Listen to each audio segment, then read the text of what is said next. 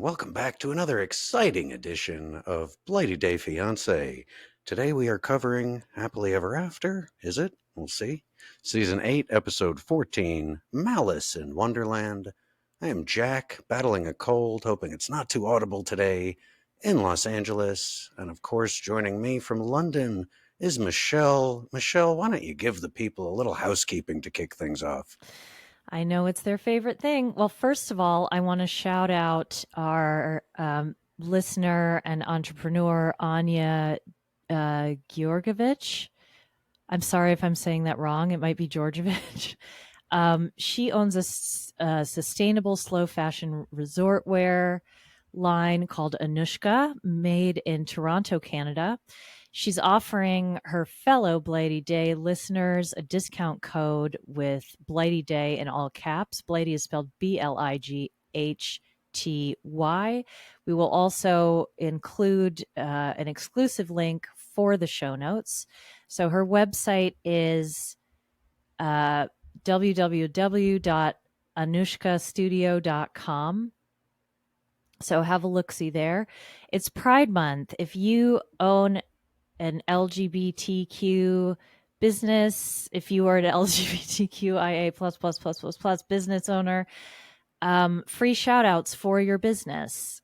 It's Pride Month. We want to celebrate you. You support us all the time, and that means the world to us. So that's the biggest piece of housekeeping. Second, if you like what you hear here, don't leave it here. Shout it from the rooftops. Leave us a review on Apple Podcasts, on Spotify. Leave us comments on YouTube.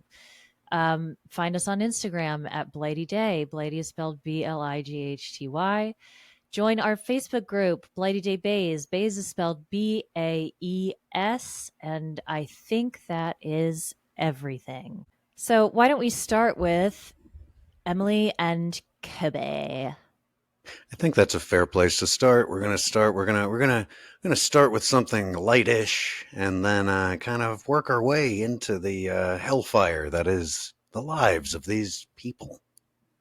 So, if we start with Emily and Kobe, we are still doing the same thing. We're still in Yep. Cameroon, and we're still dealing with. Well, I will say we'll get into this. I found I need to get your thoughts on Emily's mother, but I'm jumping ahead by accident here because she's really on my mind when I'm thinking about their storyline tonight. Mm-hmm. So we have, I just in my notes, I have that, yeah, we open, as I said, with Emily discussing the traditional wedding again, which I'm curious, what do you think the elapsed time on how long Emily and Co have been in Cameroon in reality? Uh, I couldn't say. I maybe they're halfway through. Maybe it's been a week. Okay. So Um, that, yeah. the the number of times they've had this conversation, I anticipated you asking my take on Lisa, Emily's mom, and it's that I was listening to docu-sweeties, which I highly recommend. Friends and supporters of our show, and they are incredible in their own right. They bring some very unique and distinct perspectives that you just can't get anywhere else.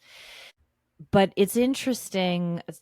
So one of the co-hosts on that, Wah, was saying that she was fascinated by the fact that Lisa, in an earlier episode, is righteously indignant about this whole bride price dowry thing.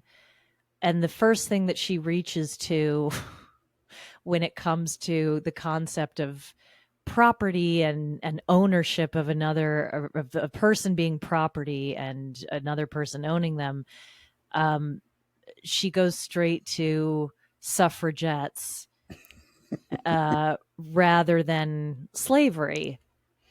Um, and I had not thought about it that way. I mean, I knew that I did think it was weird that she was effectively that she and her husband were effectively explaining slavery to Africans, but in her ITMs she actually never mentions slavery. She taught she and in the conversations with them, she basically says like, "Well, yeah, we worked hard for the right to vote, so this is really deeply upsetting to me."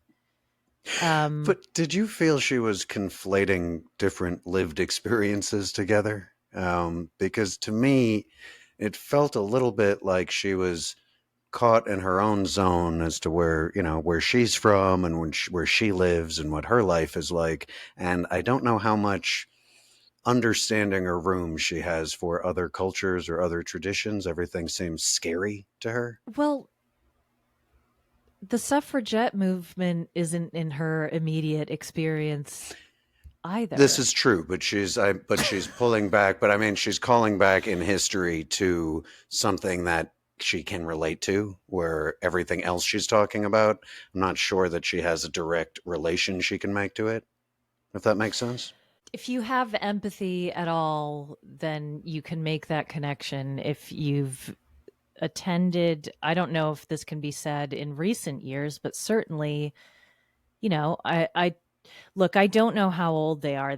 They're definitely younger than my parents. They're probably 10 years younger than my parents. When my parents were in school, my parents experienced integration, right? Right, And right. your parents too, probably. Hmm. Um, so there's no way that she doesn't have some lived experience of black people being subjugated. I can't see her being isolated from that in that I way. just mean I think she's kind of sidestepping the issue. I'm saying she's not a black person, so she doesn't Well, she doesn't then have she that lived needs experience. And then I she just, needs yeah, I'm sorry to interrupt you. that's okay. I'm just not letting her off the hook for this. I won't.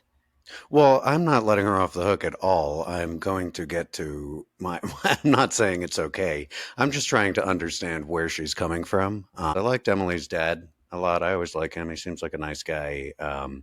He also seems to get it a little bit more. I'm sure he's put his foot in his mouth this season and said some stupid stuff, but I think her dad seems to get the traditional aspect of things a little bit better than her mother. He gets what he gets. They're doing the presentation of the provisions for the bride price, and Right. he gets it. I mean, did you agree with that take? Yeah, I like him a lot. I mean, apart from, and you know what?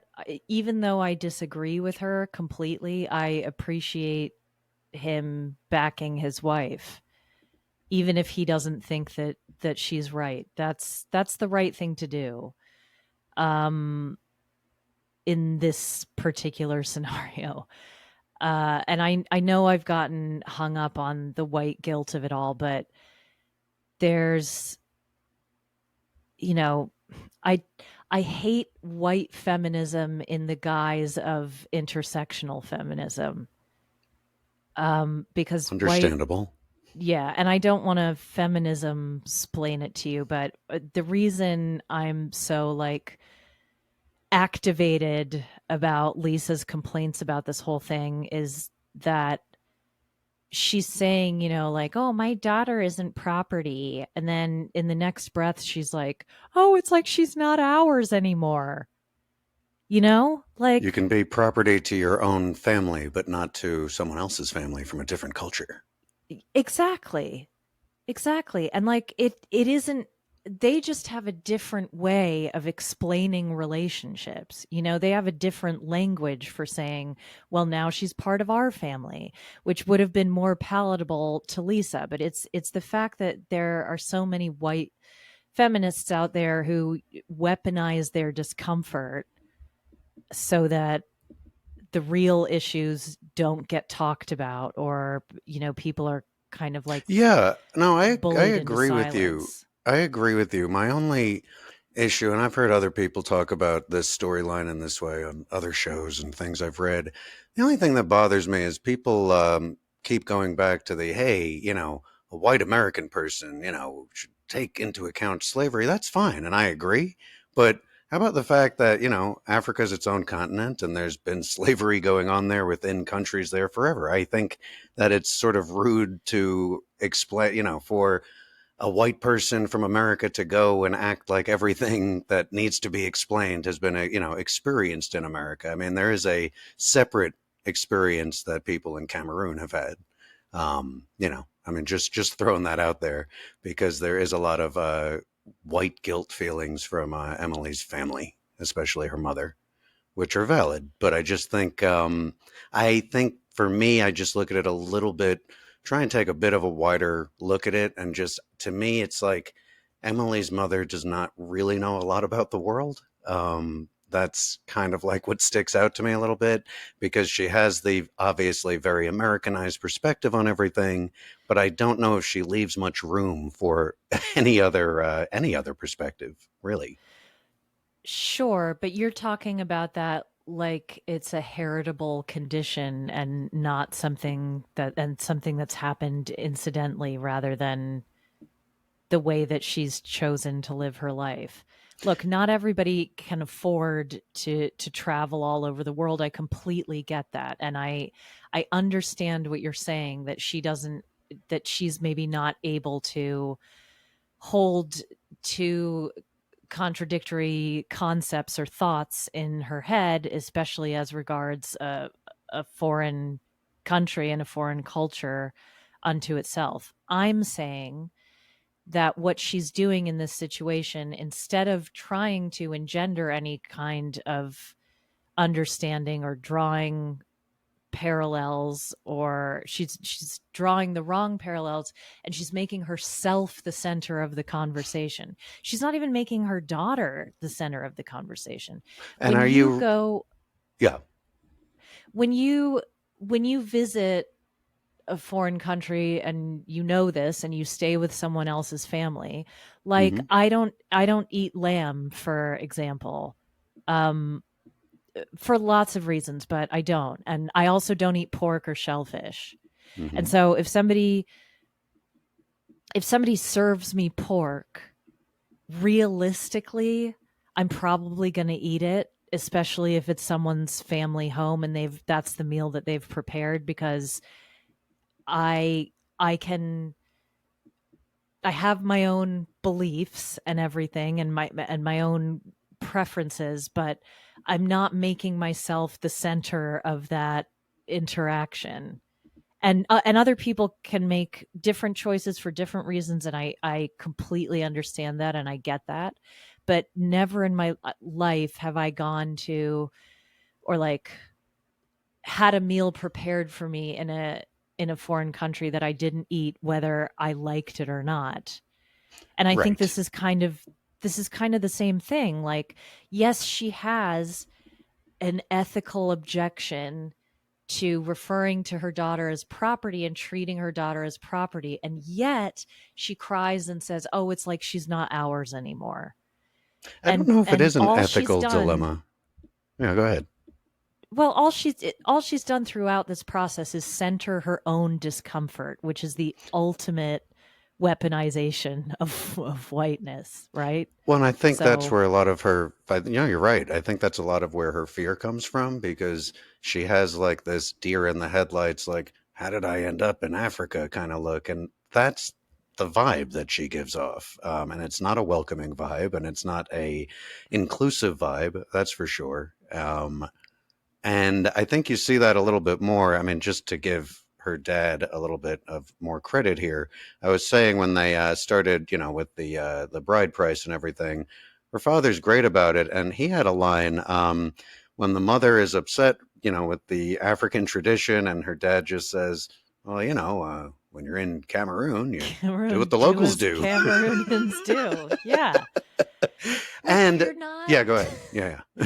you're we're not forgive me for using this completely inaccurate and but historical stereotype, right? I mean, I've lived in Britain now for 15 years, and the historical representation of countries that were colonized and the people that lived in them were purposely made grotesque and but you sort of, it's like they're talking about an economic and cultural process that has existed in other cultures, including the American culture, for Yes. many, many years. Right. And we do it, and rich people do it even now, basically. You know what I mean? Like Hmm. that's what a prenup is, y'all. It's a bride price or a It husband is. price, whatever you want to call it. But it's just this idea that, like, we're not boiling people to death, we're not shrinking heads, we're not hunting children for sport. Any of these, again, completely made up bullshit stereotypes that were created to make white people scared of Africans and basically any brown person anywhere. Hmm. They don't apply here. So yeah, give it a rest. When in Cameroon, do as Cameroonians do. Well, and then Understand that the language that they use around family and expanding their family is not going to reflect yours. I just had some question. You're right. I just had questions about I like know I'm right.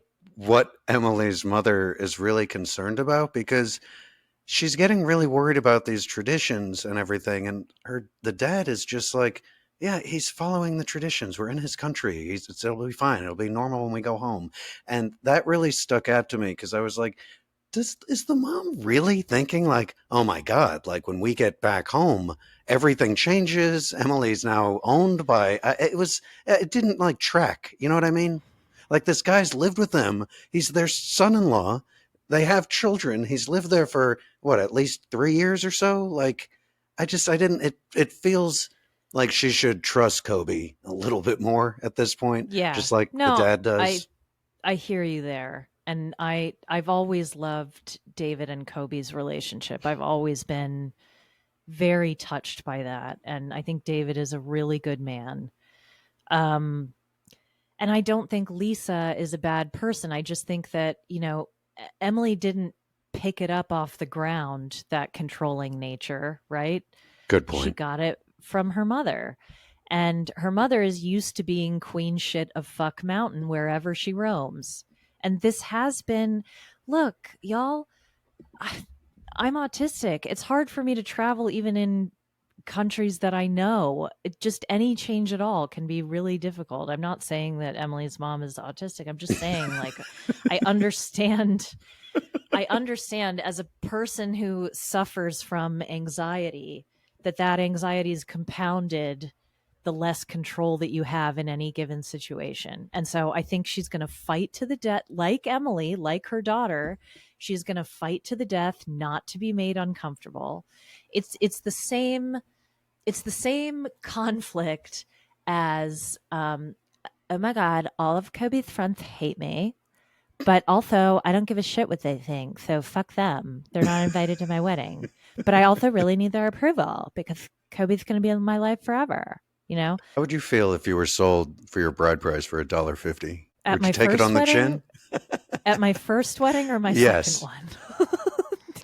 Well, I think we have to leave that there. I think you just answered it for us. What do you think about moving on to Lauren and Alexi?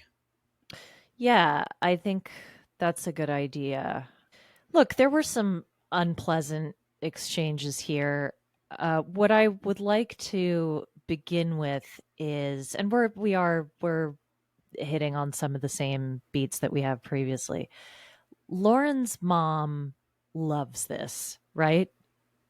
Yes. I I feel like she is she has drunk the nectar of the gods and is just absolutely out of her mind, elated on the fumes of her own righteousness. Now, what do you think she feels righteous about? What are you referring to exactly? Well, Lauren did something that she didn't want her to do and that she worried would be too hard on Alexi and too hard on the rest of the family, which it has been. Hmm. Uh, One could argue, and this is what I'm inferring. is that the recovery period's been prolonged even further because Lauren can't just sit and do nothing. And even the minor repetitive actions that she does, like folding laundry and things like that, are actually inhibiting her recovery. Um, Yes, I think yes, I think Lauren's mom is never happier when Lauren and Alexi are fighting, and she gets to have sort of like a buddy who also hates Lauren because Lauren's dad loves her. yes. So, and Alexi's parents love her. So I think when she has these moments with Alexi that, I don't think he's even aware that this is what's happening, but she's encouraging, she's like, "Well, it really is terrible, isn't it? It's so hard on you. My heart is Well, I breaking." want to say, yeah, no, you're right. I feel like she's weaponizing like things against him because he's exhausted. We already see he says he's stressed out, getting information overload, and he's talking to his family back home and dealing with all of that stuff in his brain. And then I feel like he's just like kind of like almost complaining out loud, like, "Oh God, like ugh, like my wife had to get this thing done, and it's caused a whole fucking problem." It feels like that, and then it feels like she's waiting for that, and she's just like, "Ooh, She he can't wait. seems he seems angry. I think, ooh, low hanging fruit. Let me grab it. Let me grab it." And that was like the vibe. Yeah. Yeah.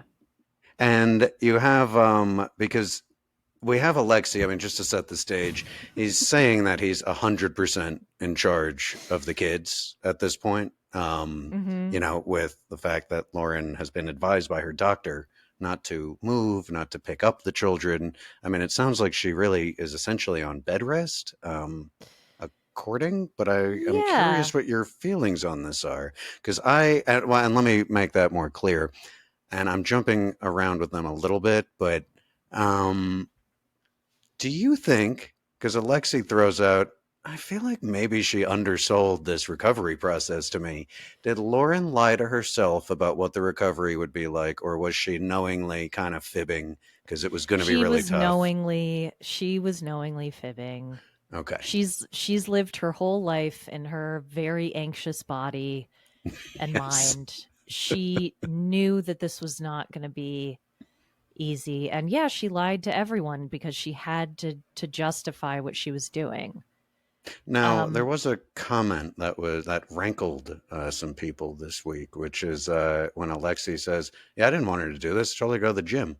Um, Thoughts on that? With the fact that this is a woman who's given birth 3 times, and I know that that's a very personal and private thing for people to do that type of stuff. Were you bothered by that comment from Alexi, or did you find it insulting in any way? that wasn't even the best one. Uh I was I getting to it, but go I for it. okay, well, I'll choose I'll choose I want to add to that. You thought this was going to solve all your issues, that you'd wake up and be Barbie. Oh, I didn't write that one down. Excuse me. That's Yeah, that right. that went along with the I told you to go to the gym. My favorite was, you want to lay on the bed all day? I can't do it. You have 3 babies. You. You have 3 babies. Now, I will say, but do you think we can't we can't dissect his English, right? It's not his first language. Do you feel Oh, that he was fuck off with that. Nope. I am not having that. Not on this podcast. He knew exactly what the fuck he was saying. Well, now he did at the same time. He's saying that the priority is his home life. So he's a home-oriented guy. But do you feel that Alexi's showing his ass a little bit here and maybe sure he's home-oriented, but he doesn't want to be Mr. Mom? I don't think it has anything to do with that. I think, given it, it's a little bit different with them in that I don't think they were necessarily on the same page about how many kids they wanted to have in how rapid a succession. So Okay. it's particularly rich coming from him to say, you have 3 babies, when I think Oh, I see how you're he saying it. You're saying he was almost more accusatory and like, "Hey, you have three babies. Like, what? I can't take y- this myself." yeah, Okay, like gotcha, it gotcha. was your decision, but also like it was your decision to have these three babies like one after the It was other. your decision to let me fuck you. Is Right. that the okay? Fair enough. Um But I do. and Did you feel anything for? And look, Lauren can be hard to feel things for. She's a little tough to watch on screen. She could be a little annoying, but it was not hard to see how the anxiety was affecting her. She has a lot of anxiety. It looked like while she was talking to Alexi, and they were having a little bit of an argument during the laundry folding, she was really biting her nails, and her ticking was coming back up, and I couldn't help but mhm. feel sorry for her. I know everybody's like saying, "Hey, this is your lot. This is what you chose to do." But does that make it easy? And does it make it helpful if your mother's there to help you and keeps going, "Well, this is what you chose. This is what you wanted to do." I mean, that's not No helpful. complaining. Yes, that lovely piece of advice. Um yeah, look, of course I this is not a specter I ever thought I would raise on this podcast, but I do feel that I have to. Hmm. I think if Lauren wasn't a mom, then she would be getting raked over the coals for this. And she would be judged for having the mommy makeover, and the general response to her from the audience would be very negative, and no one would be on her side, and no one would have any sympathy for her. Like, even if these were her stepchildren, it would be very different. But she is afforded a certain level of protection, I think, or a certain benefit of the doubt from the motherhood, Hmm. um, because has hashtag 3 under 3, you know? So um, with that existing kind of like, and good for her. And I'm painting with a broad brush. I understand that, but this is something we need to address in our society, is that just because someone is a mother, it to me, drawing those false equivalencies of like, she's a mom, she deserves the benefit of the doubt all the time, or she deserves sympathy all the time. That's like saying, look at this dad babysitting his kids. Hmm. It's the same feeling for me, so I don't like it. Are But you for that? Are you saying that a father can't babysit his own children because he should be fathering his children? Or what was yes, your? Okay, yes, just making yes, sure I got you. Yeah, yeah, I'm saying it's a similar kind of feeling. right. So um I didn't know. I don't I feel deep sympathy for her in this situation. Hmm. I don't think it's like, ha ha ha, she's rubbing her hands like she got away with it. Like she pulled something over on him, because she obviously didn't. What made me the saddest for her is that she admits she did downplay the recovery time, Hmm. but she said she did this for our future. And I just sort of felt like, What does that mean? yeah, what does that mean? And also, like, look, if you have to undergo a medical procedure to have a baby, or to and you and your partner both want a baby, or say, God forbid, you have cancer and you don't want to go down a certain treatment route, but you know that you and your partner have sort of agreed that you will do that. It's what I'm saying is, it's difficult making these decisions when you're married. But Yes. this is something, and I also don't think it's a valid criticism or a good faith argument to say, well, she chose to have this procedure, therefore she chose to suffer, therefore she needs to suffer. Do you know what I No, mean? I totally Like, agree. I feel though like feel like this is like a lot of like high tension. They have the argument. Alexei says like, "Fuck this!" Like I'm going to sleep on the couch.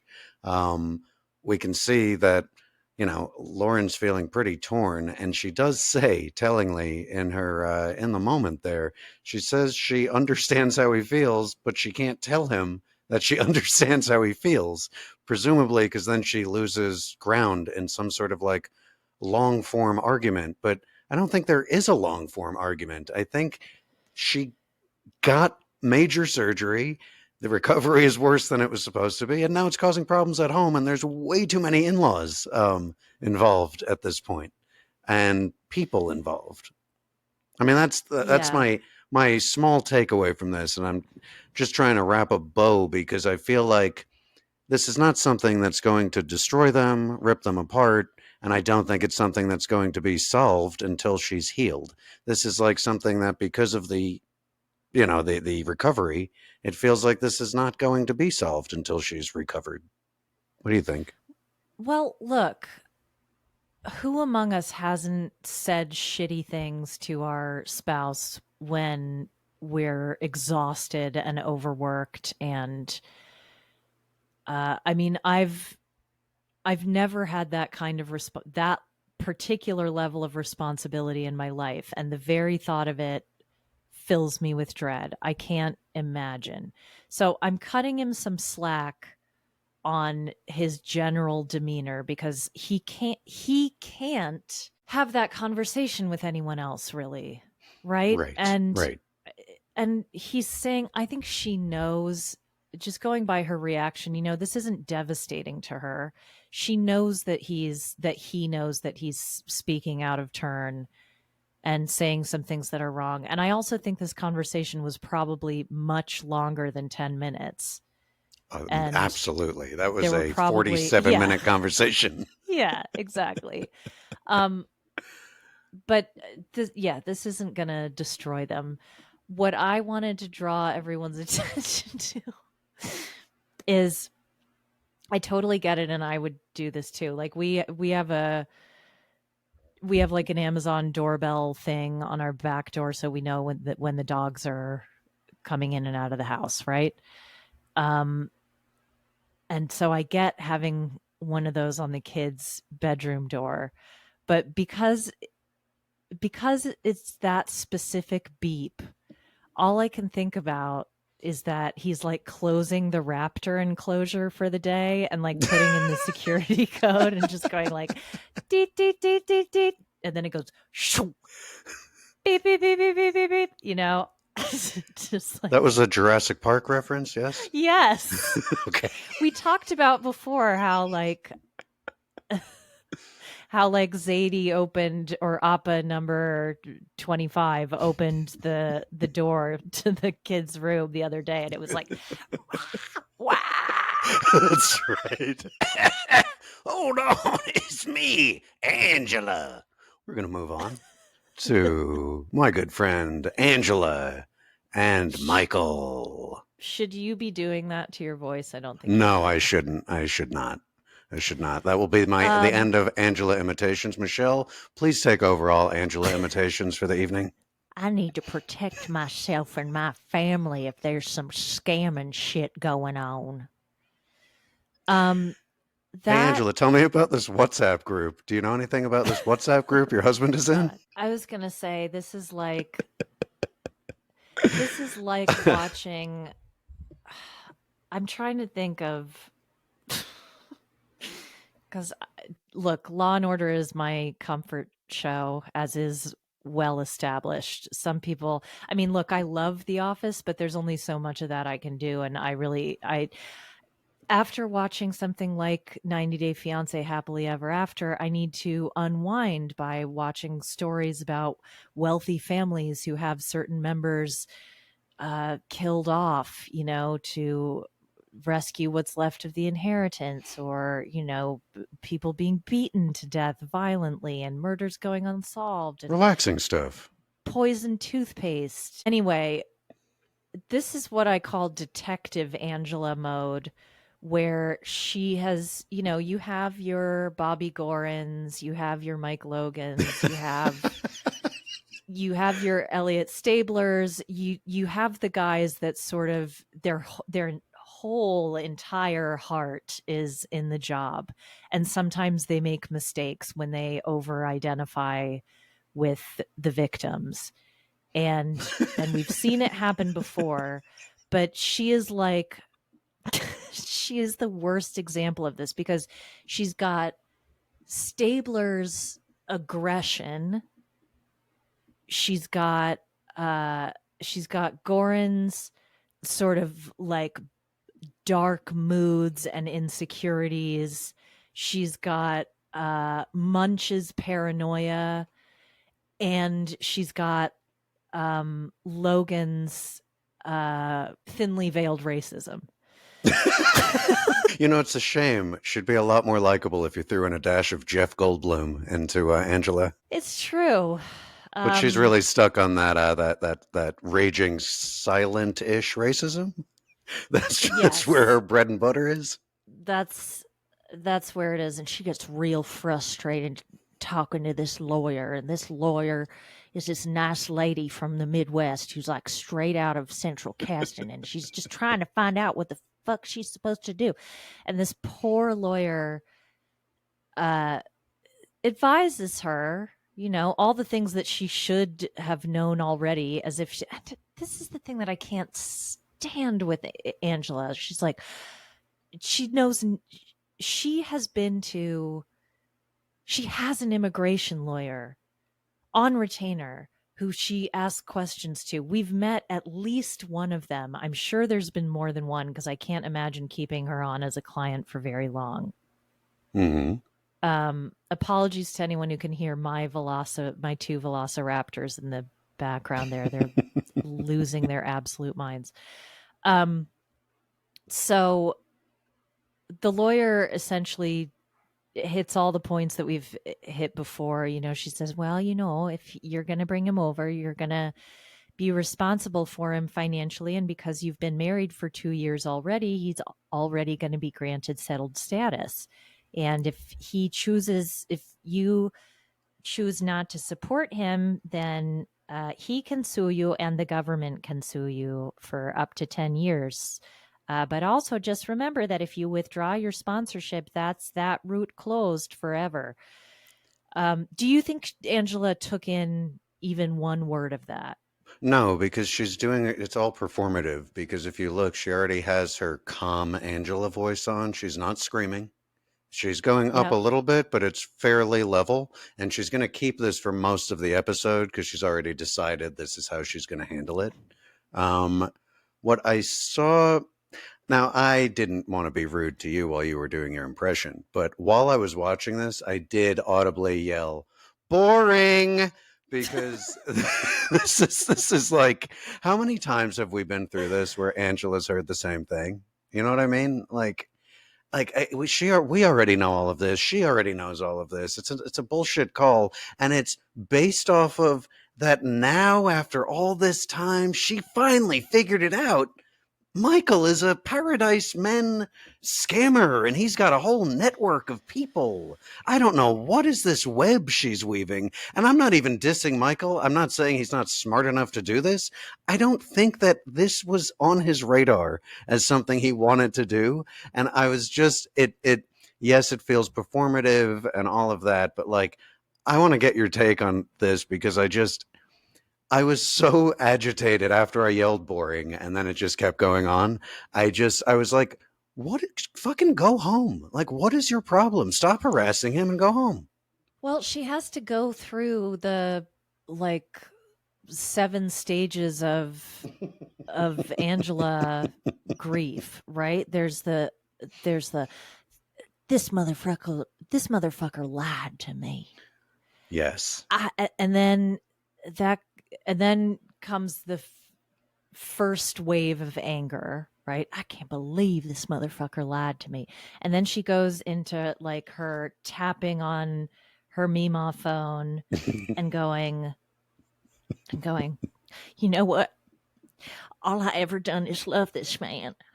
All I get from it is love. So we're in that kind of sadness, checking her Instagram scroll sadness. She allows herself that moment to grieve before going, and Yes. I'll be goddamned if he's going to take away 57 years of my hard earned money from me and my family. Do you ever laugh when people say that? Like she's 57 and she says my 57 years. And I'm like, yeah, you were working those salt mines heavy when you were one. You haven't been working for 57 years, first of all, unless she's talking about generational wealth that we haven't seen.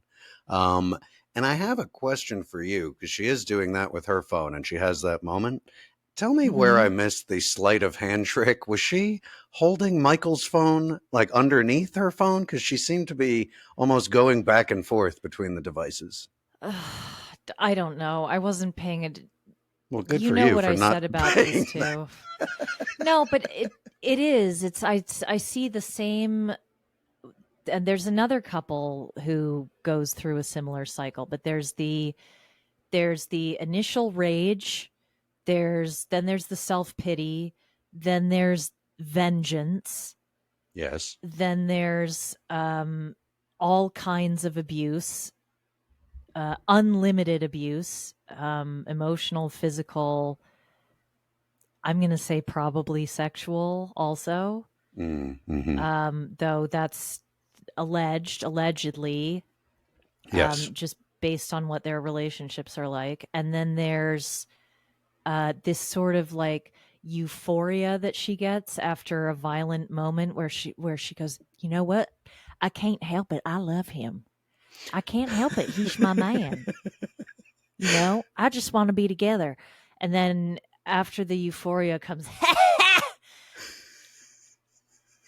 which is just, somebody's put her back in her safe place. So those are the Angela stages of grief. Oh, I like what you just said there, though. So you're pointing out that she kind of has to get to this safe place where Yep. is it, and is the safe place you're right, he might be scamming you, or is the safe place like what is the safe place made out of for her? The safe place is um he's on the back foot somehow because Always. she That's can't like that's her comfort. stand it. Yeah, that's what Her okay. comfort. Yeah, because she has to get there, and she'll get there by hook or by crook, normally involving hotel security or production security. The fact that they had to get double security this time is like, Well, we see for somewhat good reason, which we're going to get to in a second. But I wanted to ask you, and similar to, I was going to say I'm sorry to pick on the white women acting a fool in Africa, but I'm really not because they're really awful. What I wanted to ask you was that Angela brings up that Michael's breaking U.S. law by sharing her personal documents, which isn't a thing. And I wanted to know if you think that Angela thinks that U.S. law is recognized and the number one rule in all of the world, or if she was just kind of talking shit. Did she she's even know what she was talking talking out of about? she's talking out of her ass. Now, I don't look, even I thought his story about like, oh, I needed to upload this so that someone else could print it. Like That didn't that's make any it made no that's sense. clever. It doesn't make a whole lot of sense to me.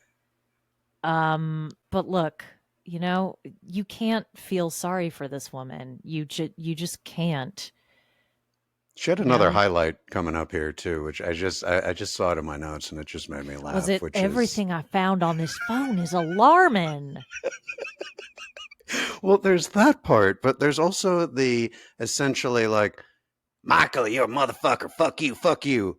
Angie, god damn it. Michael, don't take the Lord's name in vain. I That know. I got a kick out of that one. Oh, that was hot. You'd make a hot like holy roller preacher, southern preacher. Oh, maybe that'll be a new character we debut. But so we have that going on. She's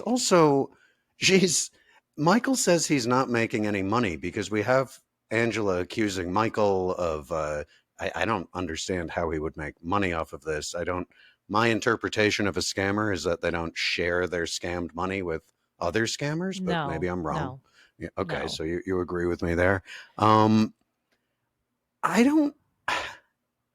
Why? I know. Okay, this is like a very large question here, and we'll bring it back. But why is Michael still doing this? And like, what is she still giving him money at this point? Is that occurring as far as you could tell? Because I just don't know what he's getting out of this at this point, except like pain. I don't think anyone in the history of the world has wanted to come. I think Fievel Mouskowitz wanted to come to America less than Michael. So do you think that?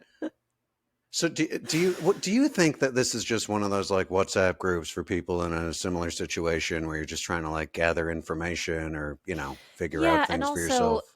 and also community banks are not an unusual Correct. thing Yeah, in this part of the world. So that's the two. It annoys me that those two things are conflated because it's not the same thing.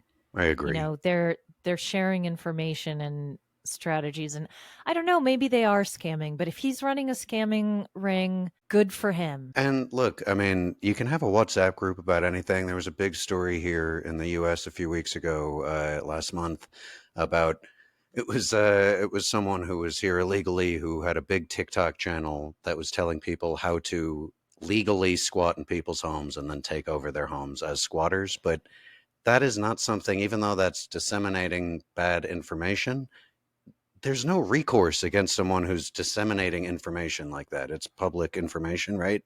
So this would be the same idea as if it was just a bunch of guys from the same part of the world who are dealing with the same types of issues. I mean, isn't it?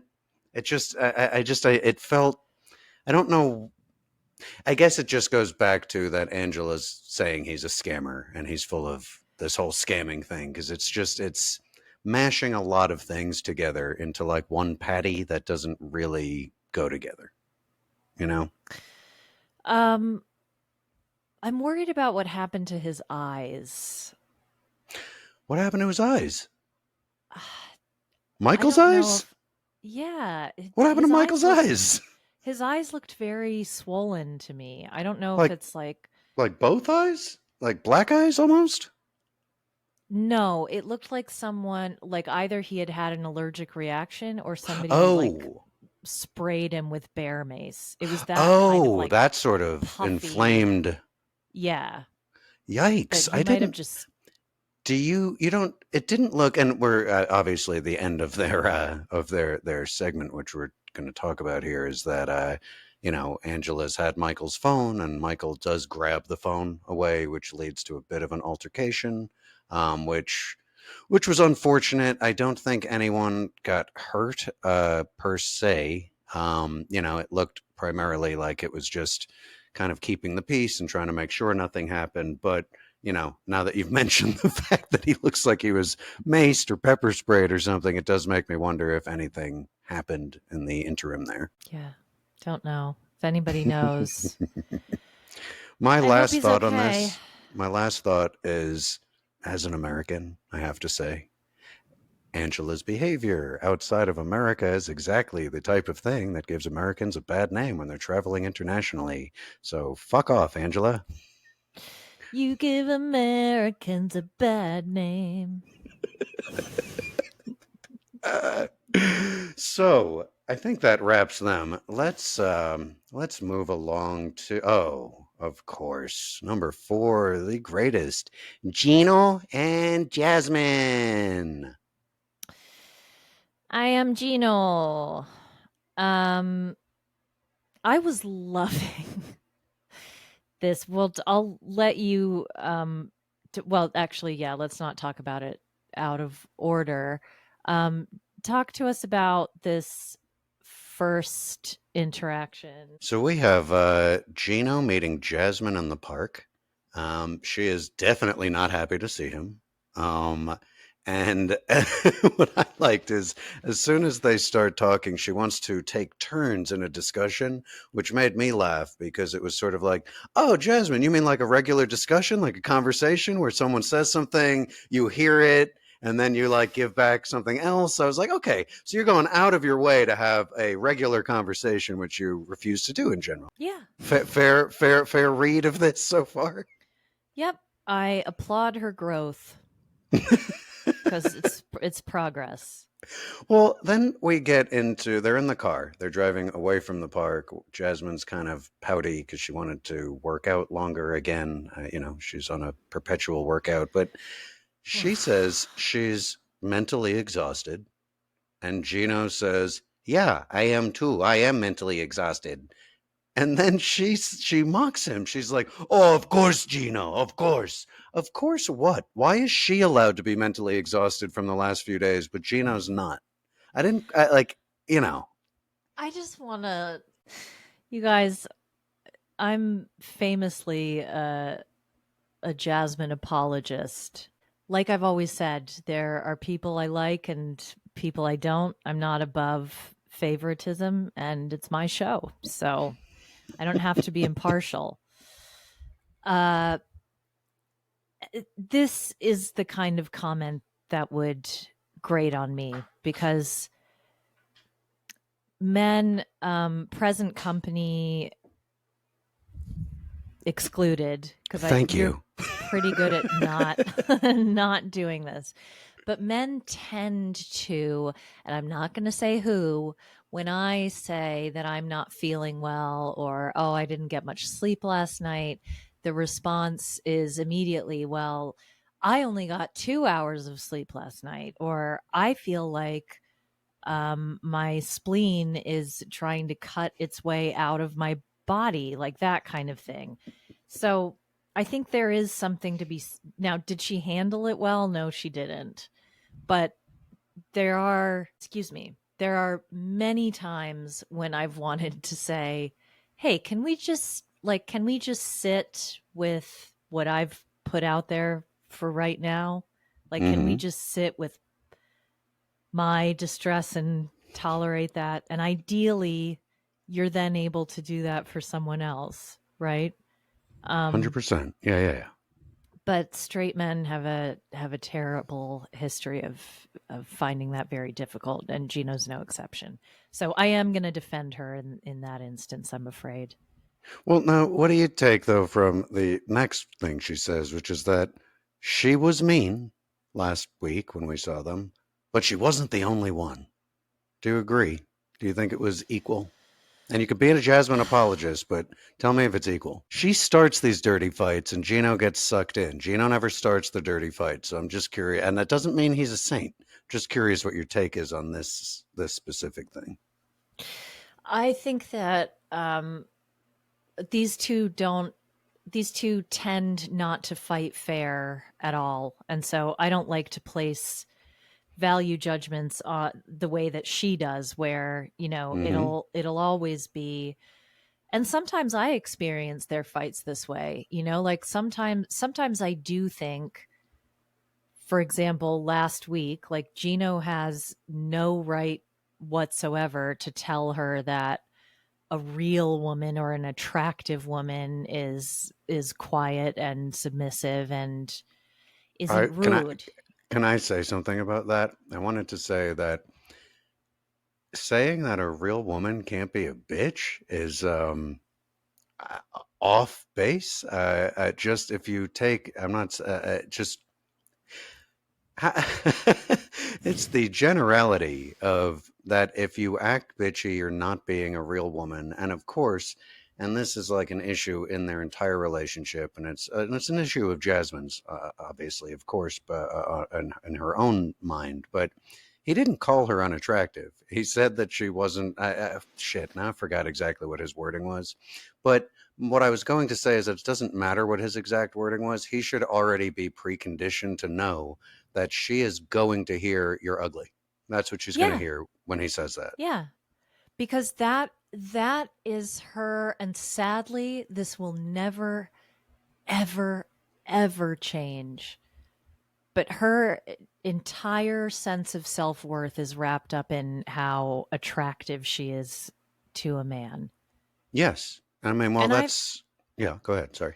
I've been there. I get that, but once once you turn 36, for the ninth time, you don't have those, you have fewer options. And ideally, you're with someone like Gino who loves you and really doesn't.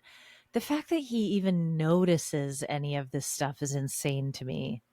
Truly. Like, I was looking at a picture of her side by side, and I'm not shaming her. I'm just saying it's fucking sad because she Hmm. does look like a completely different person. She was beautiful then, she's beautiful now, and I don't think anything that she's done, I think in her head it is kind of like some kind of insurance policy in case this relationship doesn't work out, Meaning or that she, in her mind, she's preserving her attractiveness for someone else. maybe. Okay. I think that she, who was it who said this? I don't remember. Helpfully, I never remember where I see anything, but somebody on some show that may well have been this one. No, it was this one. Okay, now I've got a fix on it. Liz says words to the effect of, I'm tired of loving someone and having the constant fear of being left behind. Ah, yes, And yes, yes. yeah, yeah. And this is why it's not easy being a trophy wife, darlings, because you are you're the return policy on trophy wives is that the window gets more and more narrow the older and richer the guy gets. So, you know, it's Well, a so lot. where does Gino rate on the older and richer scale? I don't know. I just, like I said, I think I think ironically the things that she does to improve or maintain her looks are the very things that cause issues between them. And that's his fault, Absolutely. and as much as it is her fault, because he doesn't communicate with her properly. Do you think though that there's anything? Because I don't. I think Gino would be fine if she never had a single cosmetic procedure. I don't think that's something he was asking for, at least in my mind that I've seen. Do you agree with that? Uh, yeah, that's certainly the Yeah, right. impression I that I mean, as get. far as we know, just it seems. So my point in asking you that is just I think I don't. None of this is for Gino. You know what I mean? Like Gino Mm-mm, didn't want any of no. this. But were you making a point there that if Gino really thought she was beautiful and did or whatever, should he have gotten that point out to her more, or do you think because this is an internal Jasmine issue that you could tell someone who wants cosmetic surgery a billion times how beautiful they are, they're still going to go get cosmetic surgery. So is there a way Gino could have played this differently?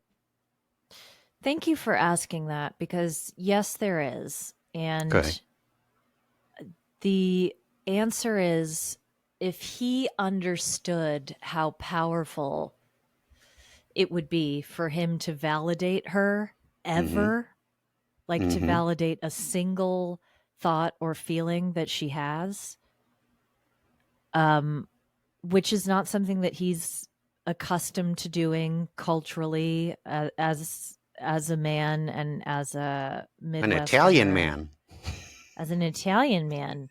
That's my train of thought there. Yeah, like he is probably slightly too old to learn new tricks at this point.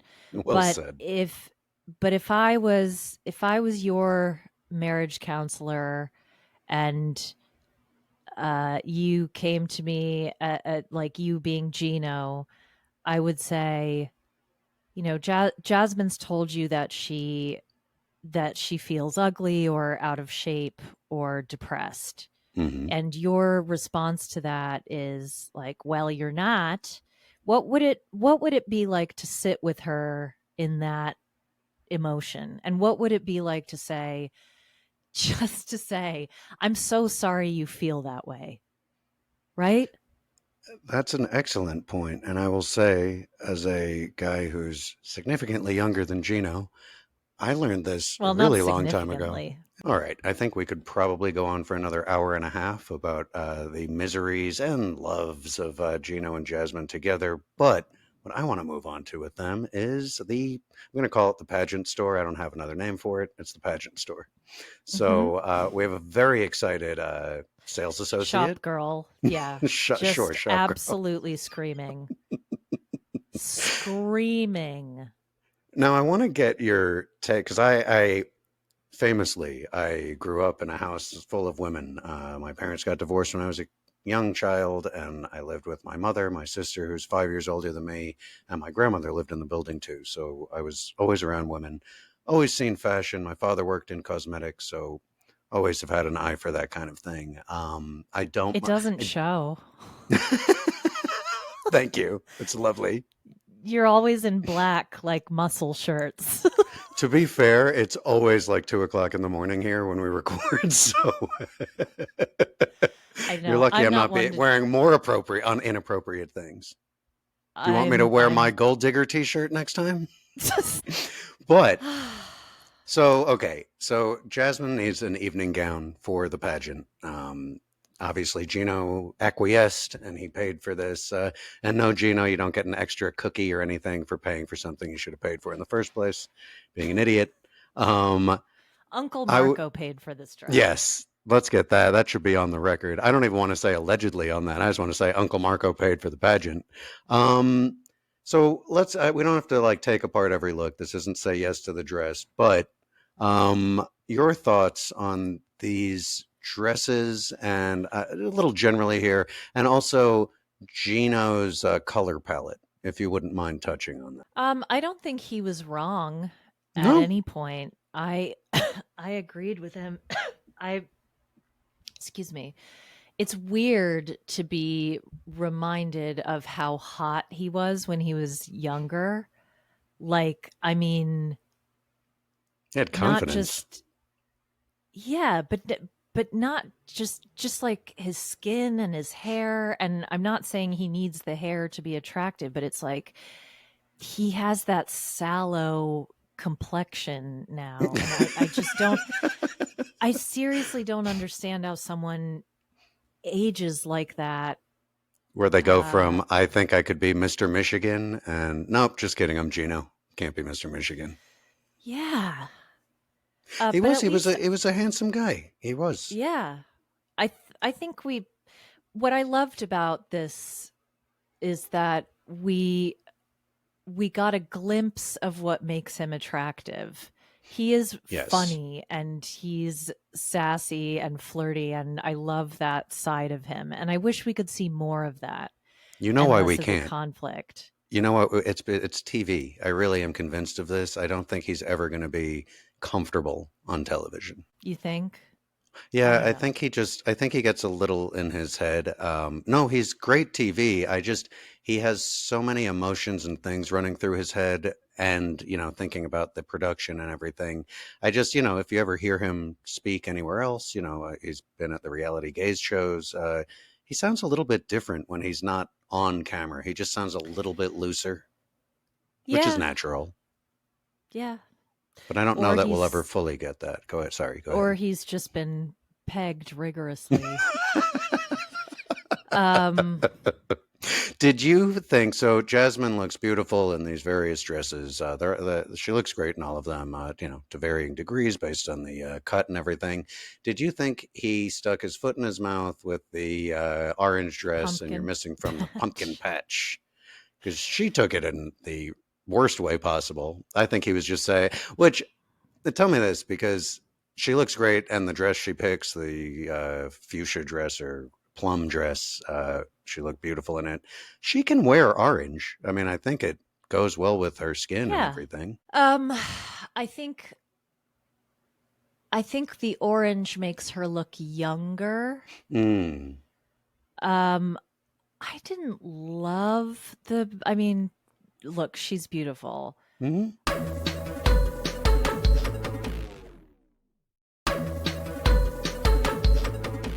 Now I'm excited because this is everyone's favorite couple, my favorite couple, your favorite couple, of course, Sophie and Rob. which starts off in a fun way. We have Sophie and her mother Claire in a diner, which I just have to just quickly just speak on diners real fast. I'm from New York, big diner culture there in that area, New Jersey, everywhere. Big diners. Diners are fantastic if done properly. This Have diner you was been not to done Veselka? properly. No, where's that? What? Where is it? Okay. No, this I don't want to do too many zigzags. Yeah. Okay. So we're in the crappy diner in Austin with Claire and Sophie. Quickly, we get a real interesting lesson on grits from the waitress there who says they're egg whites and sugar. Um, No, they are not. no, they're not. They're ground. It's just ground corn. There's no sugar and there's no eggs in it. You add sweetener to it if you want. It's a hot cereal. It's like oatmeal, but made out of corn instead of But oats. it's better. Yeah. Much better. And it's Much better. I like savory grits and just thinking about it now, like it's such a comfort food. Well, and it's a staple here in the U.S. in the southeast and the southern part of the country, and definitely something they do eat in Texas. So I'm not sure where that came from. That was an interesting waitress angle there. Um, but going on with them, the breakfast chat is about what happened last night, and this is last week's argument between Sophie, Rob, and Claire, kind of all mixed together. Right. Uh let's get to the root of the root and Yes. the butt of the butt. They go up to Rob's house. Claire is on crutches, which Sophie somehow forgot. She forgot Uh that there was a ladder-like staircase to get up to Rob's place. yes. A labyrinthine staircase, if you like. Public service announcement to our listeners out there. You do not have to, you don't owe someone who treats you horribly a long conversation about why you're leaving them. You can absolutely get your stuff and go. This is Sophie's struggle. The entire range of her emotion, of her understanding of her own emotions, is encapsulated in this squishy toy that just flips happy, sad. She Which I is was told so by my wife while I was watching this that this is a big seller with her fourth grade class. So it is a childlike yes. And situation. that's where her emotional development was arrested, which is why she doesn't know what she wants, which is why she's attracted to people who take advantage of her and abuse her. Do you think that Um, she had a clear vision that she just wanted to get her stuff and leave? Did Rob get back in her head? Because it seems like whoever she's talking to, that's kind of like where she's going. Do you think the baseline in Sophie is, I don't want to be with this guy, I want to leave? no, because I don't think I think she's so far out of touch with what her own feelings. There's absolutely when Rob says Claire is absolutely responsible for all of this, he's not entirely wrong. She is partly responsible for imposing her will on someone who is the biggest flip-flopper I've ever seen on this show. God bless her. I really thought, though, you have Claire pushing Sophie to make a decision, and I think Sophie is kind of making it clear what she'd like to do is continue her pause, so to speak, stay with her friend Kay, and kind of take it from there. And it feels like whether it's Rob or Claire, they're both pushing her to make a decision that she's not really ready to make. True, but I think that I can't believe I'm defending Rob, but he Oh, is don't worry, I'll get right. there. He he is right. I hate to say it. He never takes accountability for anything, and that part is still missing for me. But they can't work this out in the way that they have been because they both know that when they're together and it's good, it's going to go and it's going to trend in one way. If they're together and it's bad, it's, she's out and she's done. And gone forever. And they're not going to work this out separately. She's not going to learn anything that she hasn't learned already by taking time out and doing what she calls processing, because she's not processing. She's buffering. She's Yes. creating a buffer between herself and her responsibilities. Look, I didn't want to be divorced at 27. I didn't picture that as part of my journey. But the reality is, if you get married young, like, that's part of the deal. The younger you are when you get married, the more likely you are to end up divorced, and there's no shame in it, whether you're 27 or 37 or 47 or 57. Hmm. That's not how you gauge the success of a marriage. You can be married 20 years and look at it as a partnership that worked until it didn't.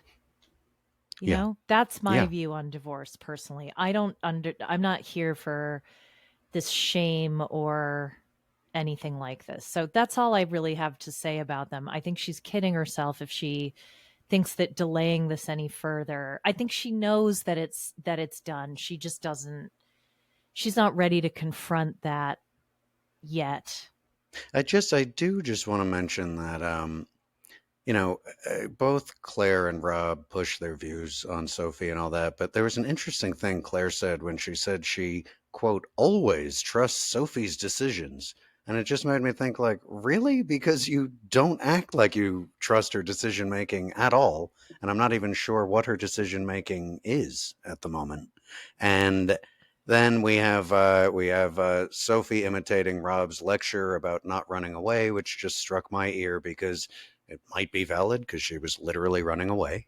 Yep. That was my my take on it there. But yeah, I mean, if we go through and a couple of other quotes there, we have Sophie saying that Rob's a dick, but as a person, I love him so much. I mean, that's an interesting split there. Um, but if we skip ahead here to we get to Rob's place, and this is where everything kind of hits ahead in terms of how he's communicating with Claire and Sophie. I think I again, I'm not on his side when he says this is all someone else's fault and I never had anything to do with it. But I do sympathize with him to an extent, because he is right in that they can't work this out separately. They do, if they are going to be together, part of that is learning how to navigate conflict and not running away. But other than that, I've got nothing further to say. I will wrap them by just saying that I have had experiences where my mother in law has been overly involved in my relationship, and Mhm. it's not a happy place. It's not a great way to be. It's not a place you're going to be comfortable. So, that I think I'm glad that you mentioned that you might see Rob having a point because I thought I was going crazy because I ended up on his side a No. little bit by the end of this. No, and it is true, and I wish all in-laws would understand this, that if you're not when your kid gets married, you need to advocate for both sides, as it were, when there are disagreements. It's not your role to, especially if you know your kid is in, or your adult child is in a relationship that overall functions well, has made their life better, and that they're happy in, and where they love the person. If you don't do that, you risk alienating one or both parties, and you could end up, not speaking to them at all ever. But yeah, it's terrible when you have, and I've been through this with my mother-in-law, going through periods of disagreement where you're just very deeply entrenched in your position, and you can't help but think, why does this woman want disharmony? Do you know what I mean? Like, what Absolutely. what is that about? And yeah, And you where's it you have coming to, from? what's it about? Where's it coming from? And why are they doing this? That sums up feelings on mother-in-laws. Um, Mothers-in-law. It's like excuse me, attorneys general. mothers-in-law. Pardon. Yeah. Thank you, language police. Now, moving from one terrifically stable couple to another, we're going to move on to Ed and Liz. Trigger Oof, warning, everyone. oof. Just want to mention also that if you've not been listening for long, we don't cover Patrick and Thais. We don't like their storyline, and it's not an ethical judgment or anything. We're not interested, and we can't pretend to be interested, so we're not doing that. But there's lots of other podcasts that do cover them, and they do If it you're well. heavily And invested in the Patrick Thais storyline, there are other places to go. there are other places to go. So uh this has got to be devastating on a cultural level. It's like when Prince Charles and Princess Diana split up. This No one saw this coming. We're all going through this. We're all once again, Liz, why do you have to talk to him? What are you going to get from him that you've not got in spades from him before, I think the which is important nothing. thing to mention here too is that I don't think Ed is capable of having a closure conversation. I don't think that's a place that he would ever settle, because he has to be mean, and a closure conversation is by nature not supposed to be mean. But he's not capable of doing anything No. else. Nope. I also agree that he doesn't know how to talk to women. On your point about that, Ed definitely doesn't know how to speak to women. I think that he has shown us throughout his time on all iterations of this show that he doesn't know how to speak to women, or at least, does not know how to properly speak to a woman. He knows how to say words at a woman's face. I'm not sure that's going to get him very far. No, seriously, um put him in prison, please. First of all, criticizing her for bringing her mother for emotional support, It was because he was fuck mad. right off. It's because he was mad. He wanted to be Yeah. able to bully her, talk to her, and now he Yep. can't. Yep. Yep. When he said, "You're so triggered," I screamed at the laptop. Uh, it was when he starts, just when he first starts speaking to her and he tries to do a calm voice and his "I'm worried about you" bullshit. Like Oh, it was gross, and it was it's like disgusting. it was such a like glaring example of like, the guy who's acting like a fucking asshole, and then it's like, yeah, no, I'm so worried about you. You're acting so erratic, baby. Like, what's going on? And it's like, you're a monstrous asshole and you've broken someone's like brain and spirit, and it's been going on Yeah. for a while with these two. Yeah. My look, neither is these are two villains, right? But when she said I deserve to be loved without the constant fear of being left behind, Yes. absolutely. We all wish you had never met this fucking prick, Liz. Like that is our collective wish, that we could undo this relationship, cuz you're both terrible. You're terrible together, you're terrible apart, and you should have never been together. Um, I think we can talk about this more if you want to, but my instinct is to point out the luminescent moment of cinematography where he's got his arm up Oh, yes. Yes. on the You texted me window. about this. Yes, and his face is obscured like he's like a cat or like an old lady, nosy old lady staring out the window. It's like he's got the blinds partially opened, and He it's looked just this dead-eyed stare. I was gonna say he looked like a doll, like almost like at like a creepy amusement park. Like you walk past and the doll opens the shutters and looks at you. It was creepy. I don't think we have a lot we need to say about them left. I was worried for Liz when she's in her car and she's waiting for her mother to get in the car. I was like, just drive away. Just drive away. Your mom can meet Yeah. you up like a block away. Just get out of the driveway. Because I thought Ed was going to come out and try and, have one more last word. And I think Liz realized you can't have a last word with Ed. You just have to leave because it'll just keep going. It won't end if you try and get the last word. Yeah, you do. You do. I have a friend who doesn't do this in a combative way, but uh, it's my friend's husband actually. He talks and talks and talks and talks. And when he's had a couple of drinks, he will like watch you grab your keys and put your jacket on and and he'll just continue like looking at you in the eye Oh, and God. talking to you. So there's like Oof. no way that you can leave the room. And I've had to physically like leave a room like this, like, uh-huh. Yep. Okay then. Yep. But yeah. Good. Yeah. That's the I've I've experience. been in experiences like that with people, and I am someone who it's very difficult. I can make it like all the way a foot out the door, and somehow I will end up back on the couch continuing the conversation. It's a Oh, painful, that's painful bad. You thing. need stronger boundaries. I am working on them. I'm working on them every day, starting with this show. Do we have What any? are you Oh, talking about? I don't harass or bully you at all. 0%. That's all in my head, just like Sophie. Fair.